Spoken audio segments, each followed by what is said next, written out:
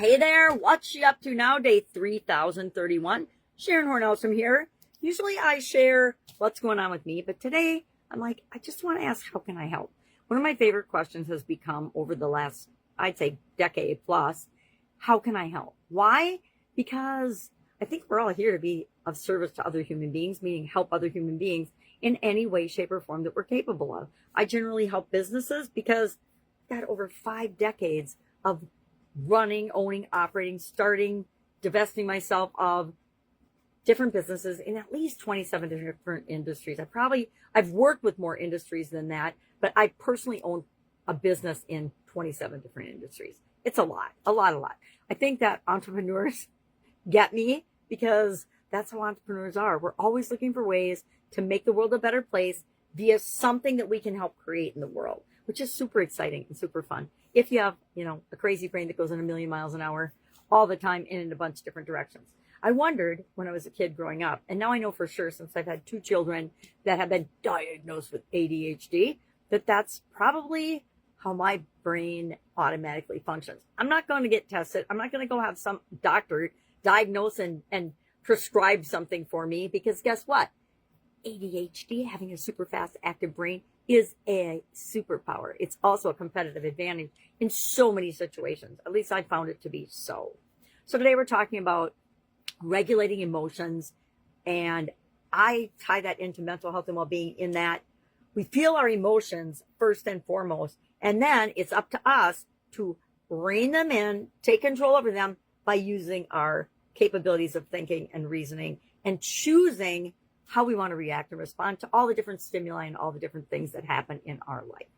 So thinking about that today, covered that for both the Supersize challenges, Supersize You Personal Development Challenge, and it's my 9th year in a row doing a personal development challenge. Why? Because 9 years ago, I wanted to be able to make a video without throwing up, without crying, without having to take 30 takes to get out a 20-second video. And I challenged myself, and in 2017, I actually made a few videos, and I was still scared stiff. And in 2018, I made a commitment to myself that I was going to do a video a day that year. Well, it turns out another ClickFunnels 2 Comma Club award winner. If you know what that is, you know what that is. If you don't, it doesn't matter. It's just an award for online marketing people. And he started a group, and about 100 of us started the project where we would record on and post it in a private Facebook group every day for a year. We could record a topic on whatever we wanted, anything under the sun. So I usually shared one of my videos I was doing. Or sometimes I talked about different topics. Sometimes I did different styles. Once I got banned from Facebook for 3 weeks, I don't even know how I did that, to be honest. Facebook and other people's platforms can be a fickle thing. That's what I tell everybody. Build something of your own, something you own, not on other people's platform, so that you maintain control of the things that you're creating in the world. Problem of creators, apparently. So learned to get on video. Now, I also realized that after 9 years, my videos still kind of suck, and I need to do something about that. So I've just started, I separated my YouTube account, and then AI told me I should put them back together again because there's no point in having them separate, but to reorganize them in a different way. So I am in a 90-day challenge that I will honestly admit not doing awesome in because I'm falling into and identifying my old patterns of ways of being. And one of those is I always have to have a gazillion sources for everything and then figure out what to do based on all those sources.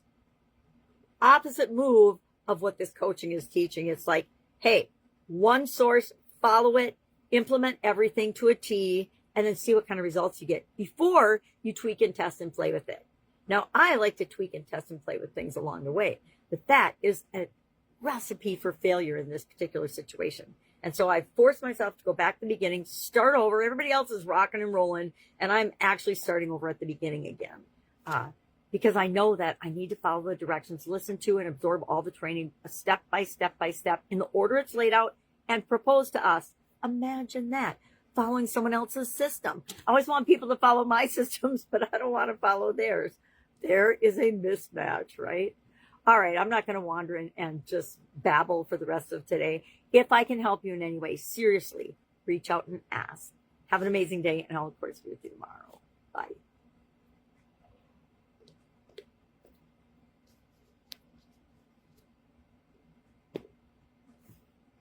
I'm definitely having trouble